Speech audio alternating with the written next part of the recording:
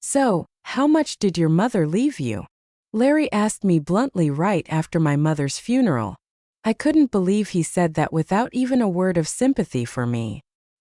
He must have thought the inheritance was already in my account because he saw me with the bank book.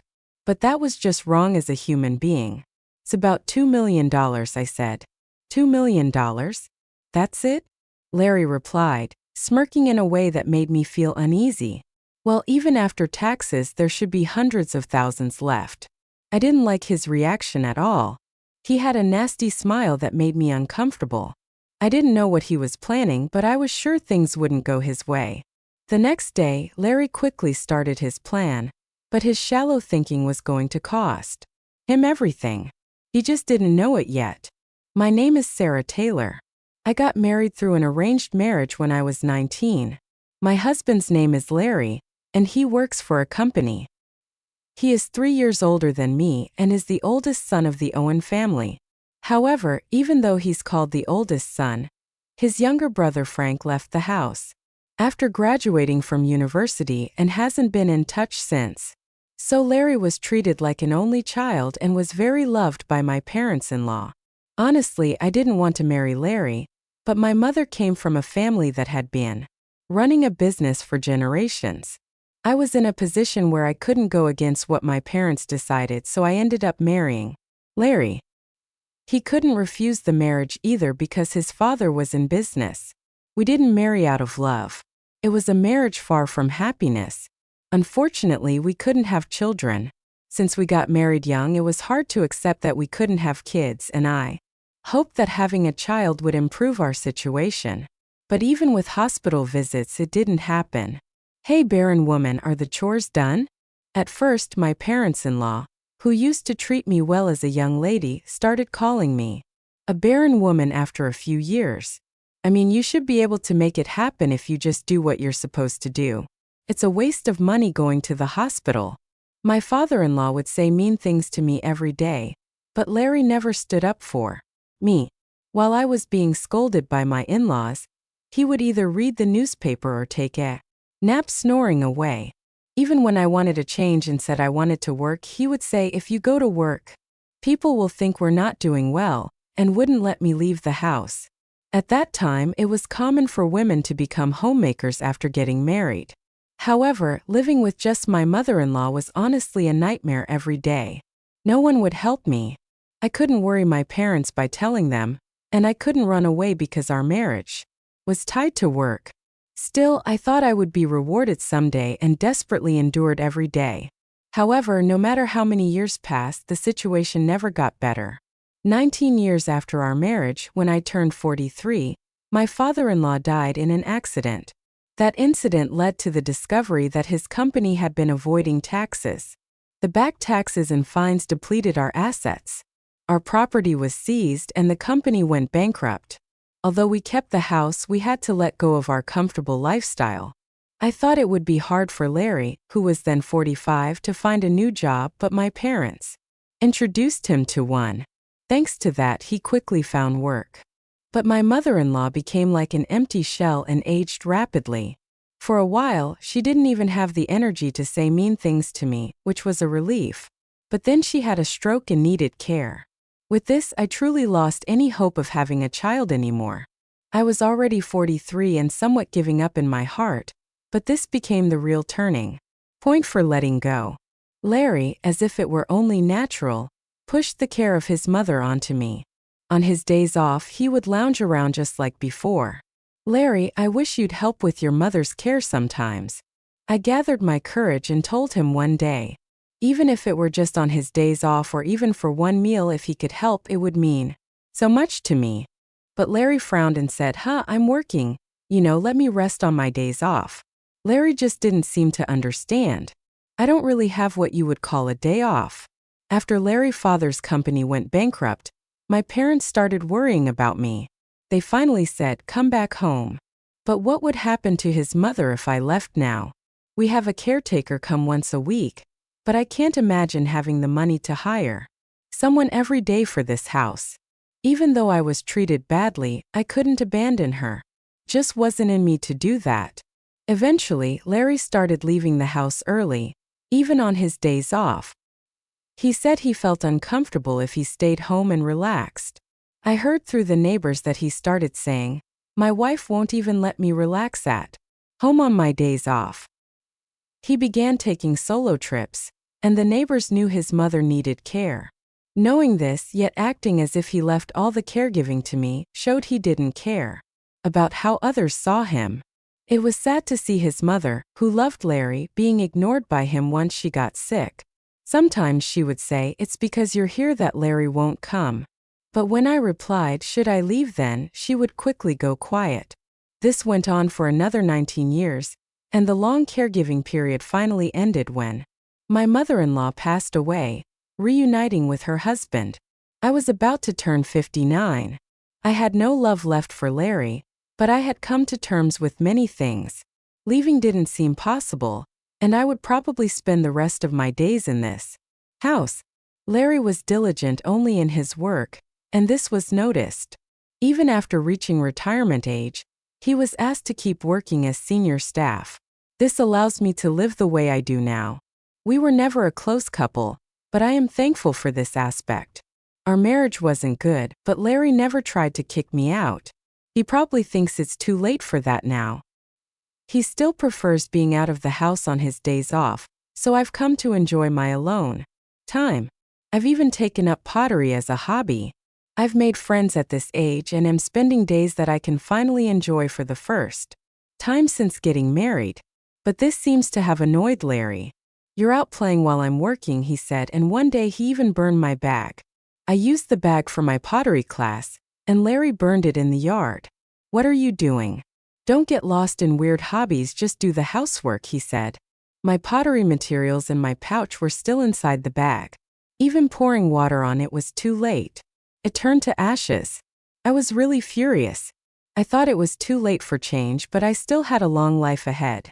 The word divorce crossed my mind, but just as I was considering it, another misfortune struck.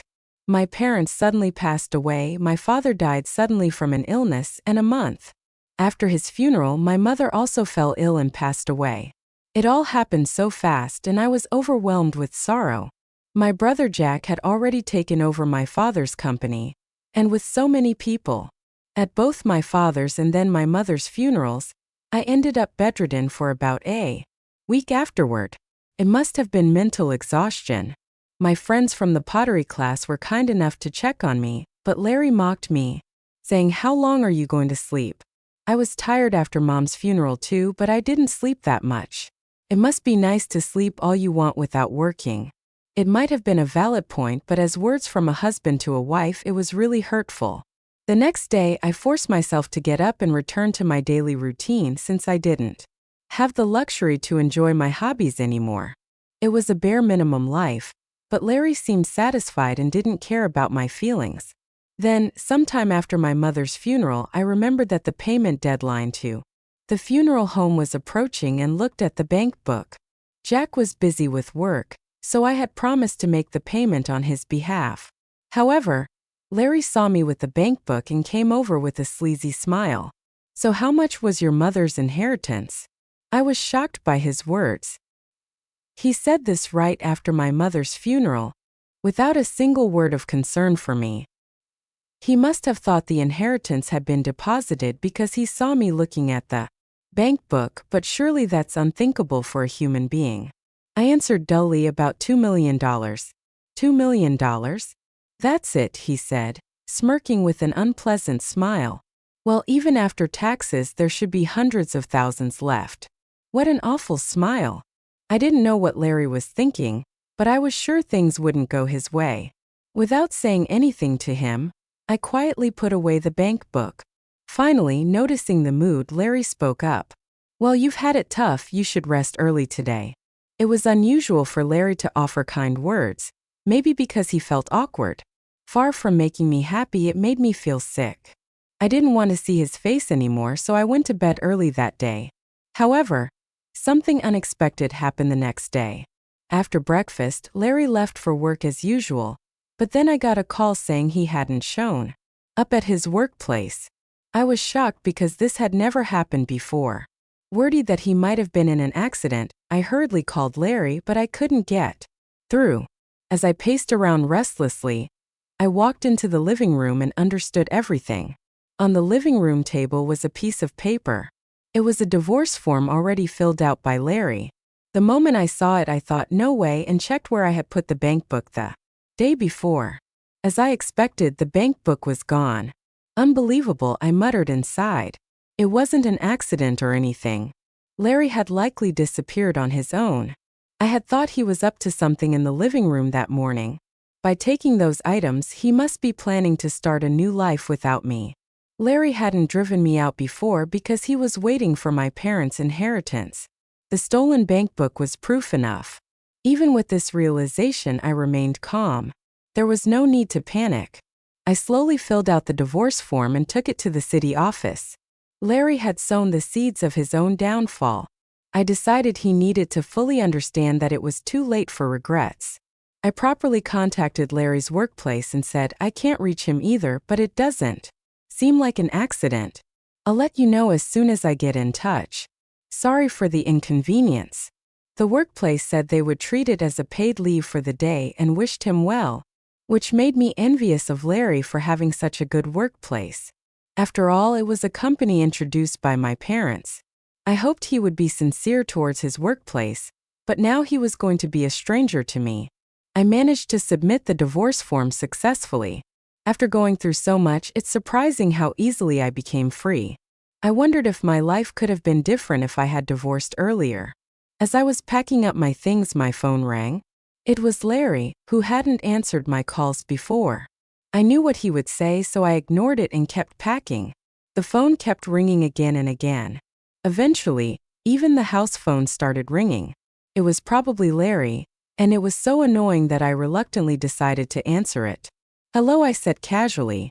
Yes, I called because I was informed you hadn't shown up for work. You should contact your workplace immediately. That's not the issue right now. Larry interrupted me, shouting, I can't withdraw the money. Hearing his voice, I couldn't help but burst out laughing. So he finally noticed, huh? I thought he must not have realized because he stole the bank book in a hurry. My ID? You burned it, remember? What? No.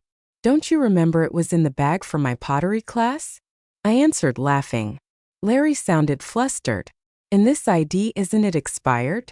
I wouldn't know. After your mother passed away, I repeatedly asked you to take care of the paperwork. I went to the bank for the procedure, but they said it couldn't be done because I wasn't the heir. So the bank book was left untouched with just a few dollars remaining. Don't mess around. You have to properly organize things for someone who's not here anymore. Right? You said you'd take care of it eventually, so keep it in mind. Don't blame me. Then what am I supposed to do with this bank book? What to do or not to do? Unless I go to do the paperwork, there's nothing that can be done about it. As I spoke, Larry kept complaining, but I didn't feel like replying and fell silent. Impatiently, Larry seemed to have gone back to the bank teller, explaining the situation. I accidentally burned the ID. Can't anything be done? Maybe by proxy? Look, I'm on the phone with my wife right now.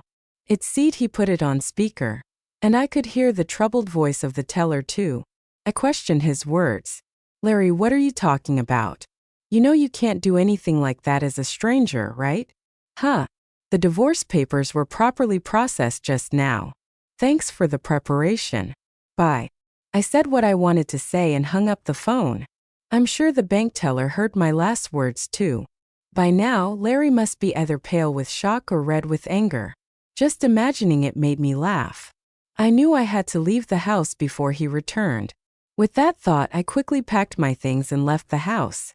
My destination was my family's old home, which was empty after my parents passed away. I had inherited that home as well. My mother's assets from running her company totaled $15 million. However, inheriting a large sum of cash wouldn't be safe if Larry found out, especially since we had no children. So I inherited just enough to live comfortably, about $2 million. The rest was the family home, my mother's beautifully preserved dresses, and my father's antiques. If these heirlooms were appraised, they would be worth a lot. I had my brother Jack's permission for this arrangement. Jack had moved out after getting married and was worried about the family home becoming vacant. He had children and had taken over the company, so he was happy to inherit just the cash. We completed the inheritance discussions peacefully. After arriving at the family home, I informed Jack that I had divorced Larry and would be living there. He said, "If you are going to live in the family home, it won't be empty," which is a relief. "But are you really okay with divorcing Larry, Sarah?" "Yes," I replied. "We don't have children, and both our parents have passed away. If we both want a divorce, then it's for the best. I want to restart my life and I have no regrets." Jack was worried about me being alone, but living as Larry's servant for life would have been worse. Besides, if I could spend the last moments of my life in this house where I had many memories with my family, even if I was alone, it would be happiness. Larry kept calling me many times after that, but he didn't think I would be at the family home and never came to visit. That day I spent alone in peace. The house was lonely without a family, but I felt relieved from the bottom of my heart. The next day, I finally gathered the energy to go make a deposit. The bank book was with Larry, and it was a bit troublesome to retrieve it. I decided to go around 5 a.m., assuming Larry would be asleep. When I got home and opened the front door, the smell of alcohol hit me. Wow, I couldn't help but grimace at the smell. Entering the living room, I saw beer cans scattered all over. My bank book was torn and left on the table. This is terrible.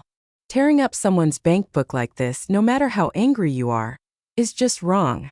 I gathered up the pieces and put them in my bag. I also took a few clothes and went back to my family home. Then I headed to the bank.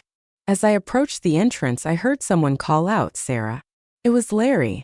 He had been waiting for me. I noticed the bank book was gone, so I figured you'd come here. "Whether I come here or not is none of your business," I said. "Don't say that. We've been together for so long." Even though the divorce was finalized, he still talked like this. I ignored him and entered the bank. Larry kept trying to talk to me, but I firmly ignored him. That's when it happened. "Brother, isn't that Sarah?" Someone called out. "Frank, why are you here?" It was Larry's brother, Frank. Both Larry and I were surprised to see him. We hardly ever saw Frank, usually only at funerals. It had been about 43 years since I married Larry, and this was probably the third time I met Frank. He had wanted to cut ties with the family, but his parents, worried about their company's reputation, begged him to at least show up for important family events.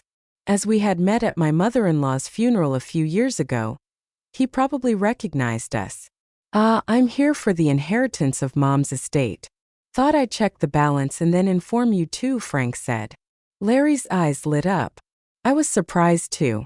I thought there was just a few dollars left in the bank account, but according to Frank, there were also investment trusts set up a long time ago and safety deposit boxes rented during their father's lifetime. Frank had heard about it from his mother before she passed away. She had sent him a message saying, "If anything happens, you take care of it." However, due to his busy life, it had taken him this long to act. Frank looked apologetically at me and Larry. There was a letter in the safety deposit box along with some jewelry. Mom said all her estate should go to Sarah. What? I was surprised by Frank's words, but Larry looked even more shocked. Frank pulled out a letter from the documents he had with him. I recognized the stationery because I had bought it for my mother-in-law. The letter clearly stated that all the jewelry in the safety deposit box and other assets should go to me, her daughter-in-law Sarah. I could picture my mother-in-law writing it carefully. I remembered asking her if she needed the letter, but she had coldly replied, "It has nothing to do with you." Maybe she meant to write this letter at that time. I covered my mouth in surprise. "Sarah, you've been taking care of everything on your own, right?" Frank said, despite the mean things my mother-in-law had said. She was sorry and wanted me to handle the estate. She knew that if she told Larry, he'd probably try to keep it quiet. Next to me, Larry's face turned red and he started trembling. "Well, I never intended to inherit anything, but as the legal heir, I thought I had to handle it." It's just a matter of changing the name to Sarah, so that shouldn't be a problem for you, right, Larry? Frank said this casually, not knowing about our divorce. Later, I was called to the bank counter. Larry, without any purpose, just sat in the lobby, lacking the energy to follow. That day, I completed the reissuance of the bank book and the transfer for the funeral home. I'll be going ahead, Sarah. I'll contact you again, Frank said, leaving Larry and me behind in the bank. I safely returned home. Frank contacted me again later, explaining that Larry had protested, saying such a letter is invalid. But Frank convinced him, saying respect Mom's wishes. However, unable to satisfy Larry, Frank visited a lawyer for free advice. Although the letter couldn't be recognized as an official will, the lawyer suggested that settling by discussion would be more cost-effective than hiring a lawyer. Larry agreed to the inheritance of the house. The investment trusts weren't worth much, and Larry reluctantly gave up on those and the jewelry. Thus, I formally received my mother-in-law's estate. If Sarah gets Mom's estate, I should get it for my mother-in-law, right? Larry argued with the lawyer, but that was a different matter. It was embarrassing. Even the lawyer scolded him. Larry couldn't accept it and finally tracked me down at the family home, showing up at my doorstep. I was wrong. Let's start over, he begged. Realizing he couldn't get anything, he knelt at the doorstep, pleading for reconciliation. Right over, there was never any love between us to begin with. What's there to start over? For the first time, I felt free to speak my mind. I shared my long-held feelings with Larry. He fell silent, seemingly regretting his actions for the first time, and I couldn't help but smile. At least you still have the house, right? Have you contacted your workplace? If you're so desperate for money, you better work hard and not lose your job. After saying that, I closed the door. It was finally over. The bank book held assets left by our mothers, and with this I could surely live comfortably from now on. Larry, however, continued to be absent from work without informing his workplace, which led to his dismissal. I had warned him. Without even his passion for work, what was left for him? Maybe his hard work wasn't out of responsibility, but to maintain his dignity. Now, without anyone to show his dignity to and missing the easy money he thought he'd get, it wouldn't be surprising if he felt he had lost his purpose in life. Even though I was concerned for someone I had spent years with, that was it. I had no intention of helping him. I truly apologize for the trouble caused to you, Sarah. It's really regrettable, Frank said. He was the only one who apologized and told me I no longer needed to deal with Larry. Realizing the family's issues early on, Frank had left home young and was probably living happily now without involving himself in that home. Larry had become a recluse, but at his age, he could probably live on his pension. Wanting to start over showed he had some courage at least, but he should try starting over on his own. I began attending pottery classes again, and my friends were delighted with my return. I hadn't realized how enjoyable it could be to spend time just for myself. At the pottery class, I even met someone wonderful. Though I had sworn off marriage, being with someone who loves me might also be a form of happiness. Rather than being alone forever, it might be better to embrace new beginnings. It might feel too late, but just like with the divorce, it's never too late as long as you're alive. Anyone can find happiness, no matter their age. I believe that.